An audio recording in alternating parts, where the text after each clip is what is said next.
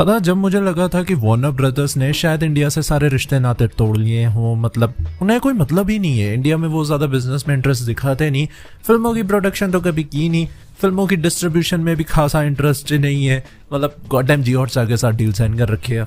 लेकिन आज Warner brothers ने इंडियन फिल्म्स के साथ मिलकर एक 5 मूवी की डील अनाउंस की है। अब देखो वार्नर ब्रदर्स ने ना भानुशाली स्टूडियोज और जॉट फिल्म्स के साथ एक डील अनाउंस की है।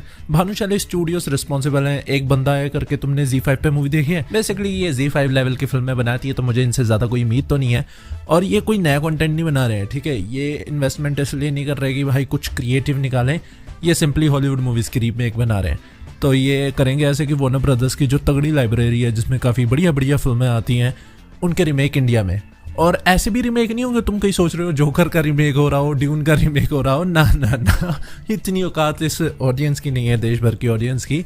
फिल्में एक्चुअली में बनेंगी, मैं तुम्हें बताता हूँ, ये फिल्में ना वार्नर ब्रदर्स ने पहले ही अनाउंस कर दिया था। ये जो वार्नर ब्रदर्स सब करने जा रहा है, बहुत टाइम से इनका इंटरेस्ट है एंड इन्होंने अनाउंस भी किया था, बस इनको प्रोडक्शन हाउस मिले नहीं थे। अगर आपको याद नहीं तो 2021 में इन्होंने द इंटर्न एनी हैथवे और रॉबर्ट डे नीरो की फिल्म है, उसका रीमेक अनाउंस किया था। और कास्टिंग पे पता क्या रखा था, रॉबर्ट डे नीरो की जगह होते अमिताभ बच्चन और एनी हैथवे की जगह दीपिका पादुकोण, जो कि बढ़िया था। उन्होंने अनाउंस तो कर दी थी पर प्रोडक्शन हाउस वगैरह मिले नहीं, तो उसका कुछ हुआ नहीं। 2021 से लेके अब आ गया। अब इन्होंने बोला है कि भाई 5 फिल्मों की डील साइन हुई है, एक फिल्म पे ऑलरेडी काम चल रहा है और बाकी फिल्मों के लिए जल्दी अनाउंसमेंट किए जाएंगे। तो भाई यही है कि सबसे पहले फिल्म मेरी जो गट फीलिंग कह रही है वो शायद द इंटर्न ही है अपनी। अब देखो वार्नर ब्रदर्स ना यहाँ पे छोटे छोटे स्टेप्स ले रहा है, वो इंडियन मार्केट में फॉर श्योर इंटरेस्टेड है, लेकिन सीधा आके सीधा इन्वेस्टमेंट करके खुद प्रोडक्शन करके वो घाटे का सौदा नहीं करना चाहते। तो इंडियन फिल्म्स के साथ पार्टनर अप करके पहले वो देख रहे हैं कि भाई हमारे टाइटल्स काम करते भी है कि नहीं, क्योंकि उनका जो एक्सपीरियंस है, ईयर्स ऑफ एक्सपीरियंस, वो इंडिया में काम करेगा तभी वो कुछ कर पाएंगे। तो आई थिंक ये एक नाइस वे चेक करने का कि भाई इंडिया के लोग पसंद कर पा रहे हैं कि नहीं। तो आई थिंक जैसे जैसे चीज़ें रहेंगी वैसे वैसे वो अपनी प्रोडक्शंस बढ़ाते रहेंगे। एंड तुम ये भी मत भूलो कि वो ना मैक्स को रोल आउट कर रहे हैं।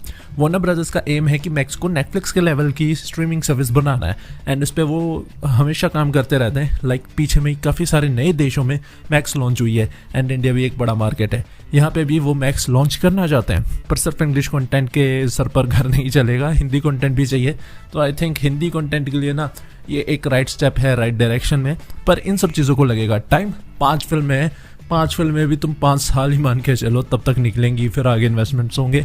बाकी बढ़िया अप्रोच है वार्नर ब्रदर्स की। आपको क्या लगता है, आप एक्साइटेड हैं?